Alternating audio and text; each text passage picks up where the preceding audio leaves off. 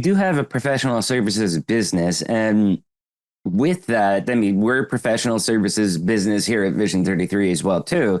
And with that, having your team, your consultant, in our case, or your case, your CPAs or whatever they may be, having them gel to be able to work together remotely on projects is pretty critical, I think. And that's where finding a way to kind of build culture, around your team and, set that straight. In fact, we've had somebody on the show. The name is escaping me right now, but it was all about the culture in your business. And it was kind of like, do you have a culture policy? I mean, something that's actually like written down and stuff like that. So I've got to ask you, culture is big in your business and learning about the coworkers, colleagues. I mean, do you have a written one yet or no? Actually, we don't have a written policy. What we are doing though is we are a remote business. We always have been from the start. We have small offices around the country, but for the most of us, we're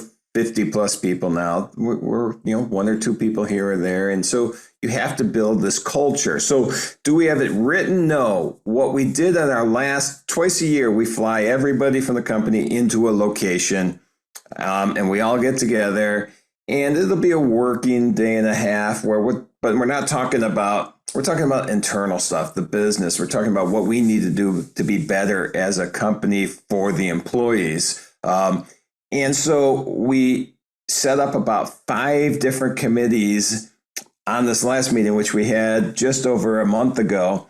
And one of them was just like the town hall meeting committee, where now we're going to get together and we're going to just do stuff that's fun once a month. We set up a mental health committee, which, we already talked about mental health. That's a big issue. And so how do we support our employees that may be struggling with something that we don't even know? How do we start to destigmatize mental health issues, because people sometimes are afraid to talk about. So we're setting that a committee. So we don't have, I don't think, the definition, but I think in general we have the roots started of making this culture more defined. So that's very important, having that defined type of culture, mental health, especially with the remote work. I mean, people like that, we just talked about this in our season 4 finale with Angela McCardle, to where people like to talk about remote work. When you look at the mainstream media, for the most part, like it's all rainbows and unicorns. And it is for a lot of people, because some of them may not actually be working. My team has always been remote, so it's good. And we have good ways to validate that work is actually being done, stuff like that. But it's, a big part of that is having trust in your team that, you have working professionals. Are they actually completing their work? But I think, a good thing to talk about too is both of us, we kind of have niche professional service businesses, niche for us that we do accounting software and, inventory or manufacturing software, ERP type solutions.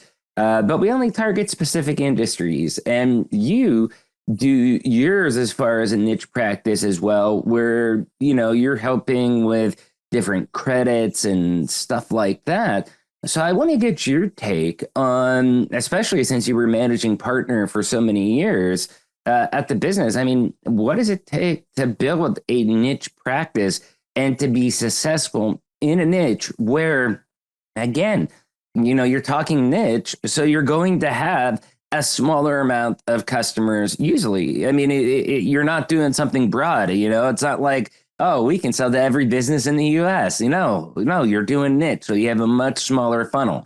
How do you grow that practice? Yeah, it's interesting because I was a general CPA, generalist. I thought that was, again, I thought that was my identity back then. I got to get this out of my mind that I always had these identities that aren't really me. But it was, I dealt with small businesses in different industries. I knew the tax code, but I wasn't an expert in every single part of it. You just can't be. If 16 years ago, I merged that practice in with another firm and decided it was time for me to do something else. One, I just was burnt out. I was just working too many hours and it was time. But this niche opportunity just kind of came to me. And at the time, the only product or the only service we were offering was research and development tax credits. We have 5 other products we offer now or services we offer now, but there's research and development tax credits. And this was a thing. And I always have those light bulb moments. I start researching this and I'm looking at it and it's like, this is so interesting. And the niche part comes from that because all of a sudden, tax code, great. I understand it. I like doing taxes. Niche, holy cow. I can dig deep into this. I can become the expert at this small part of the tax code. And then I'm going back to education, then I can share that knowledge. And that's really, I have done that all along during our business. I've always been out educating, but it wasn't my sole responsibility. So by becoming, this is what I think niche is so important. And I talk to CPAs about this all the time. Even if you're not, a niche, whatever in this or that, you're a generalist, try to become the expert in one area. Try to start working with restaurants. Try to start working with, trucking companies. If you have a passion about that, try to do that. But for us, building a niche practice was all about becoming the expert.